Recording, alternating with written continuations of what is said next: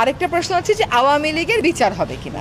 বিচারের কয়েকটা ধাপ, তো একটা ধাপ আমি বলি, একটা ধাপ হচ্ছে সবচাইতে বড় ধাপ, জনগণ কর্তৃক প্রত্যাখ্যাত, এটা হয়ে গেছে। দ্বিতীয় হচ্ছে আওয়ামী লীগের সকল কর্মকাণ্ড বিচারিক প্রক্রিয়া সম্পন্ন না হওয়া পর্যন্ত স্থগিত রাখতে বলা হয়েছে, নিষিদ্ধ করা হয়েছে, সেটাও কিন্তু হয়েছে। এখন হচ্ছে বিচারিক প্রক্রিয়ায় আওয়ামী লীগের কি বিচার হবে, আওয়ামী লীগের ব্যাপারে কি সিদ্ধান্ত হবে, আমি বলছি সিদ্ধান্ত কি হবে এটা তো আমরা বলতে পারবো না, বিচার বিভাগ বলবে। আমরা আমাদের মতন করে বিচারের দাবিটা যেটা দেওয়ার, যে আইনজীবীরা আছেন তারা সেই আইনজীবী দেবেন।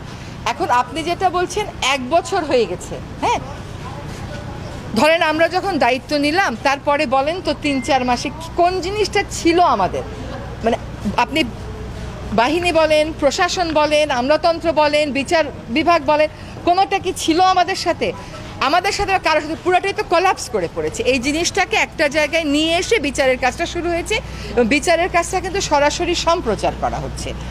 এখন আপনারা যারা রাস্তায় ছিলেন, আপনাদের আবেগটা হচ্ছে যে এক্ষুনি হচ্ছে না কেন? দুইটা কথা আছে ইংরেজিতে, জাস্টিস হারিড ইজ জাস্টিস বারিড। বেশি তাড়াতাড়ি করলে কবর দিয়ে দেওয়া হয়, justice delayed is justice denied. দেরি করলে এটা কবরে চলে যায় বিচারটা। যত দ্রুততার সাথে সম্ভব নতুন করে ট্রাইব্যুনাল খুলেও কিন্তু আমরা নিশ্চিত করার চেষ্টা করতেছি যে এই বিচার যেন অতি অবশ্যই আমরা থাকাকালীন সময়ে হয়।